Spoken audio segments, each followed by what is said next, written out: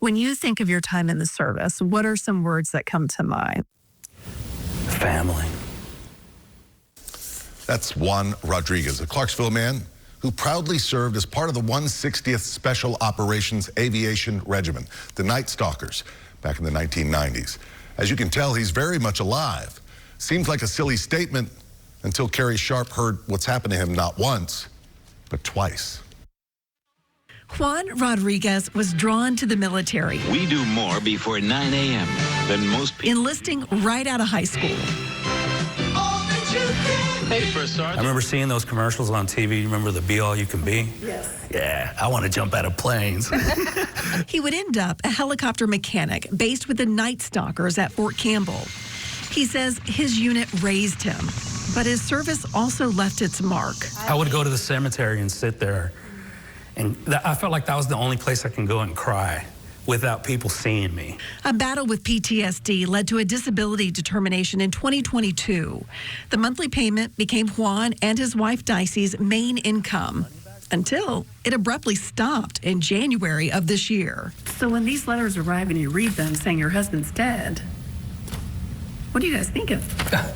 You're not dead. I'm not dead. But one after another, the letters kept coming, expressing the government's deepest sympathies. And then they're telling me how I was going to get the burial check and the surviving spouse compensation. Indeed, those checks arrived, followed by a letter from the commander-in-chief himself. The United States of America honors the memory of Juan M. Rodriguez. This certificate is awarded by a grateful nation in recognition of devoted and selfless consideration to the service of our country in the armed forces of the United States. Signed by President Trump. With their main source of income gone, stress set in. I mean, that's a lot of anxiety. It's a lot of sleepless nights.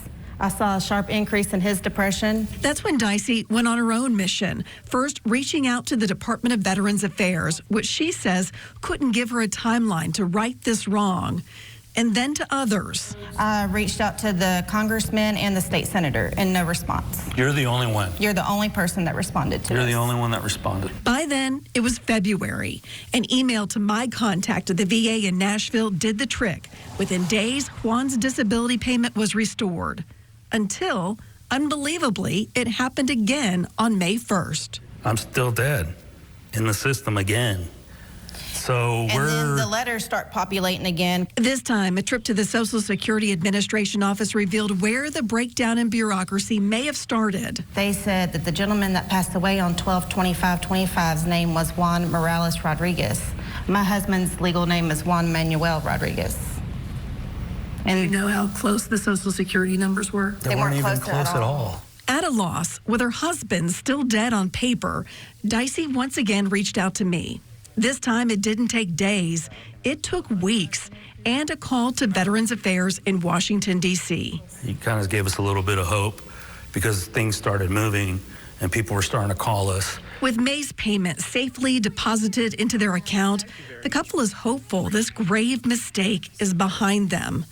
But for Juan, who thinks of the military as his family, he also now feels It's forgotten. What a story. By the way, Juan and Dicey updated Carrie, told her they did receive June benefits, but they're speaking out for a couple of reasons. First, they don't want to go through this again, obviously, and they don't want anyone else to experience it. Plus, they still haven't received any assurance the problem is truly fixed. Well, Carrie reached out to Veterans Affairs and the Social Security Administration for answers. So far, only the VA has responded, writing, quote, "When VA receives incorrect information affecting benefits, it moves quickly to correct any errors. In this case, VA has resumed Mr. Rodriguez's benefits payments and will ensure he has issued any retroactive payments he is owed. VA has also notified SSA to ensure they are aware of and can look into this recurring problem." Of course, Carrie will keep us updated if the SSA respond.